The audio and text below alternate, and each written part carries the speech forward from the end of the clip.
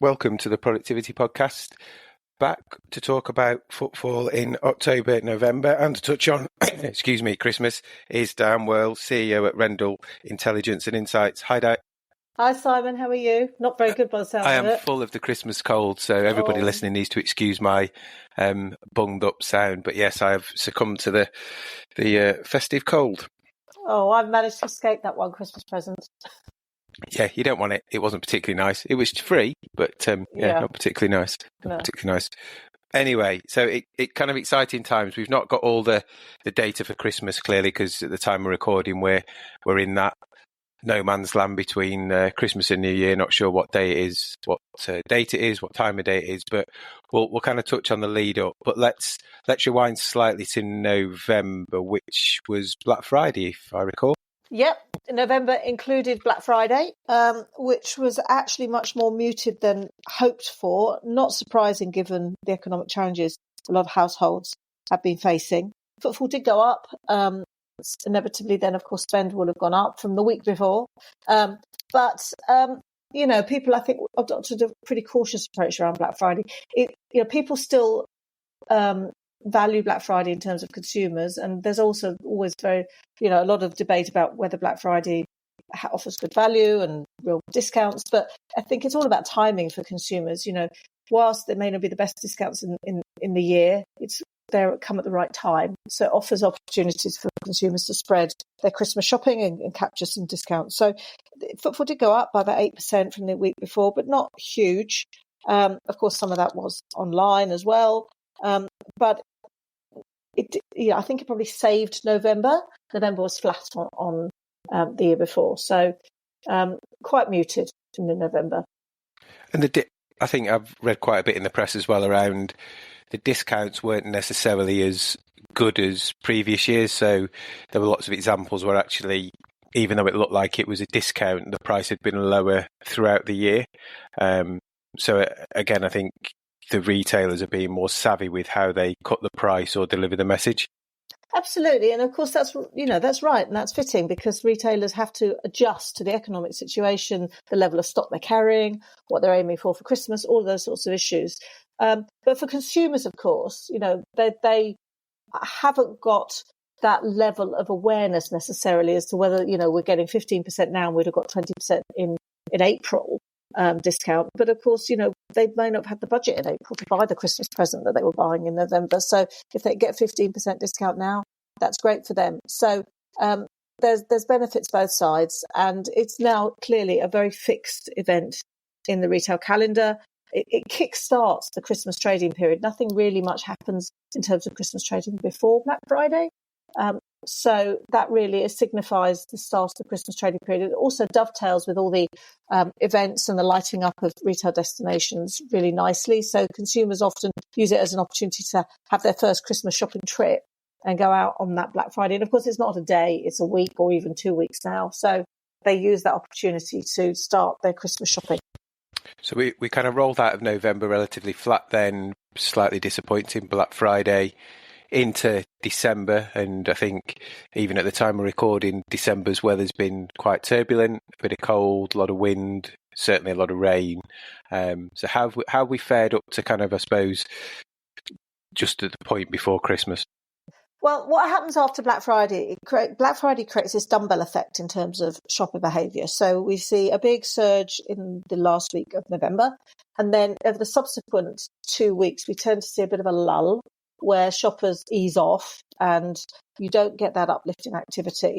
Normal life resumes until very close to Christmas. And of course, Christmas this year fell on a Monday, which meant there was an entire trading week beforehand for shoppers to make the most of.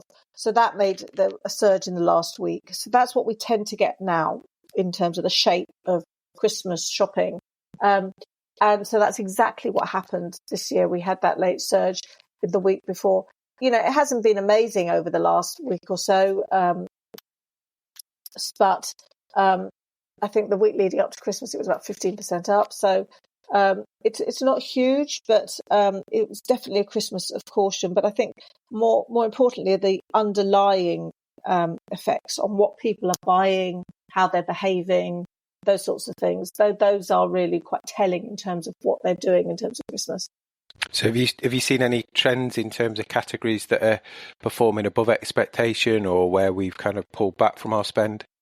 Well, it's quite interesting because we work with Arendal. We work with a company called AL Marketing, who are a retail and destination event management company, and create events and promotional campaigns for shopping centres. And we carried out a survey with AL Marketing, literally in the run up to Christmas, trying to get that really current view from shoppers of what they're buying for Christmas.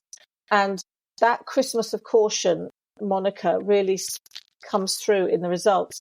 So what we found was that 40% of shoppers said they were going to buy less tech than they did last year, which of course tech products are high value. And I mean, it's probably anticipated by the fact that there hasn't been a great new release of any tech this year, but clearly that means that they are not spending as much in terms of those products. Food spending this year is higher. They're saying they're spending more on food, but of course they would be because inflation is higher. But 45% were saying they're buying more food items this year. But also I think that demonstrates the priority of consumers around Christmas lunch and Christmas dining. And that dovetails with another result from the survey, which is they're saying that spending on entertaining at home is increasing. So they're saying they're spending more on entertaining at home. So they're staying home, close to home. 45% shoppers are spending the same amount, and 30% spending more at entertaining at home, whilst spending on eating out is reduced. 31% said they were spending less on eating out. So this cautionary, modest behaviour pattern is coming through. And the other result we saw, which was beauty, health and beauty. We've seen throughout the year that health and beauty has been pretty resilient, which is fantastic for all those retailers. And close to Christmas, 47% of shoppers said they were buying the same amount of beauty products as last year, and 27% said they were buying more. And that could almost be regarded as a functional purchase. There's that talk about the lipstick effect of a recession, which is the demand for an affordable treat. But, much of beauty products is about replenishing those everyday items, perhaps quite high value items that so many of us like to use. Yeah, and it's interesting, isn't it? Because if you know what you like, then it's an easy present. Clearly, people will give up other things rather than their favourite makeup or their favourite fragrance. So it plays into all that piece. And I mean, the tech thing's interesting as well. I think you made the point. There's not really been any innovative tech or new tech. There's no new Xbox, PlayStation, Apple device other than the latest iPhone, which probably flattens the market as well. Absolutely. Yeah, absolutely. So it's not surprising that people are buying less tech than last year if there's nothing actually to entice them to do so. And, with beauty, of course, they're all dressed up in lovely gift boxes. So you get what you want everywhere anyway, but you get a little bit more at Christmas, which is quite nice. It looks pretty. So health and beauty really has been probably the winner. Good. There'll be some retailers will be pleased with that in terms of what the winners and losers were, and maybe some others disappointed. And we've then got the kind of piece we're in at the moment, which is Boxing Day, which is typically when the shops are open for sales. I think a lot more closed this year. Certainly some of the supermarkets were, and again, a lot more of the sales start, don't they, really, as shops close on Christmas Eve and you can't get the stuff delivered for Christmas Day. So that whole world of Boxing Day sales is morphing. Weather's not been great. So how do you see this period between Christmas and New Year panning out this year? Yes, Boxing Day. I mean, what we've seen over the last decade or so is this decline in the influence of Boxing Day as a retail shopping day. I mean, I remember when I was young, and you're younger than me, Simon, but I remember, the queues outside department stores at sort of 6 o'clock in the morning. Well, that doesn't happen really anymore.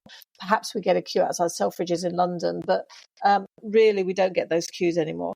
And that's because, we can buy online on Christmas Eve, Christmas Day, Boxing Day morning. Don't need to go and queue anymore.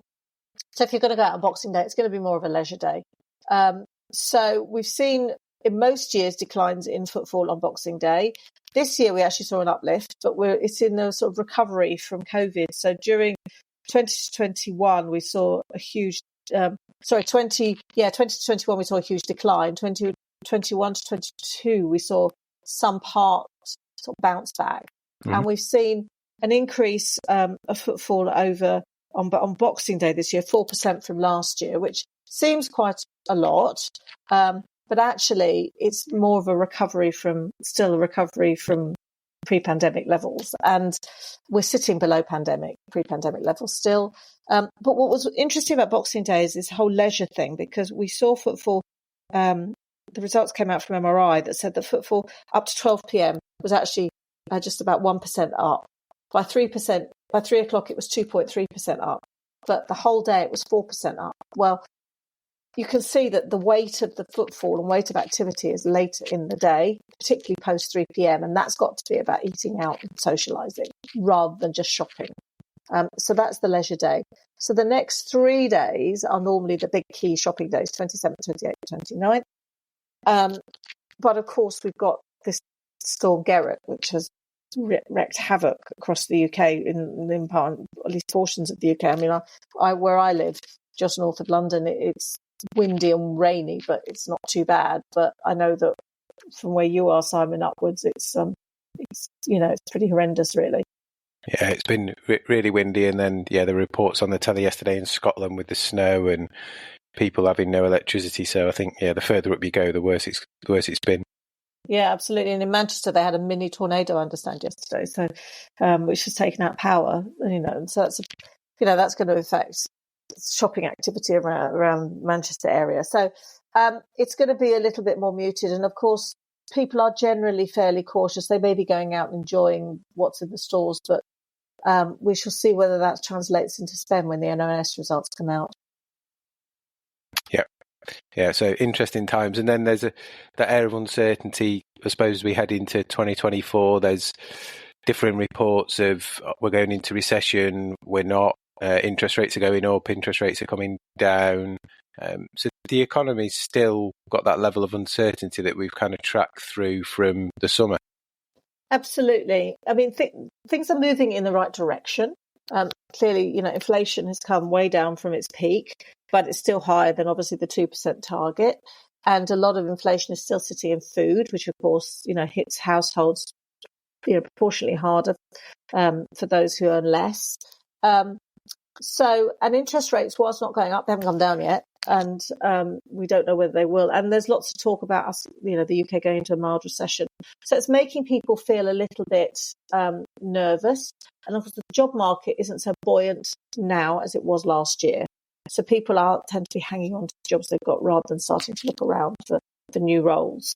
So that all leads into less shopping, really. And shopping's an easy thing to pull back on. There's no penalty for not shopping, whereas a lot of contracts and streaming services and other things that we have in our household budgets, if you cut them early, you end up paying a penalty. You don't have to pay a penalty if you don't shop. So people will just rail back on those discretionary trips and those discretionary spend and wait and see.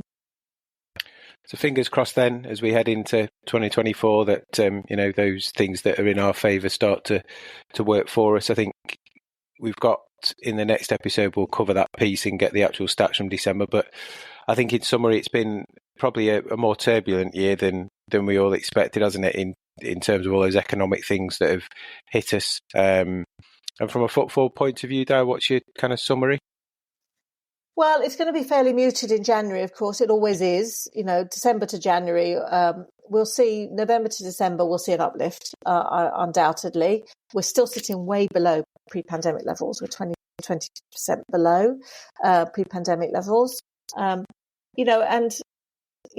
than, it's not really the growth of online that's doing that.